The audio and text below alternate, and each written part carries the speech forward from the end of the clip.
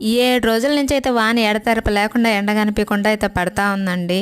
మామూలు టైంలోనే మనకి ఏదో ఒకటి తినాలనిపిస్తుంది. అలాంటిది వాన పడేటప్పుడు మనం గమ్ముకుంటామా? ముందుగా అయితే శనగపిండి తీసుకున్నానండి. దాంట్లోకి సాల్ట్ అయితే వేసేసాను. ఇప్పుడు కొంచెం వాటర్ పోసుకొని బాగా మెత్తగా అయితే కలుపుకున్నానండి.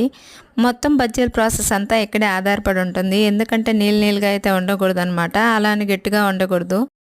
బజ్జీ కాలేకి వీలుగా అయితే పిండి కలుపుకోవాలండి. ఇలా జారుడుగా అయితే ఉండాలి. ఇప్పుడు పెనం పెట్టుకొని దాంట్లోకి ఆయిల్ పోసి పక్కనే తరుక్కున్న మిరపకాయలని ఆ పిండిలో వేసి ఆ కాగుతున్న నూనెలోకి అయితే వేసేయాలండి. బాగా కాలాక అంటే మరీ మాడిపోకూడదు అనమాట. లైట్గా బాగా దోరగా మనకు కనిపిస్తుంది కాగుతున్నప్పుడే. సో అలా కాగాక తీసేసి మధ్యలో కోసుకొని దాంట్లో కొంచెం ఎర్రగడ్డలు, కొత్తిమీర, ఒక రవ్వ నిమ్మకాయ పిండి, దాంట్లోకి చాట్ మసాలా వేసుకుంటే మాత్రం అదిరిపోతుందండి. మీరు తప్పకుండా ట్రై చేయండి. జాగ్రత్తగా ఉండండి.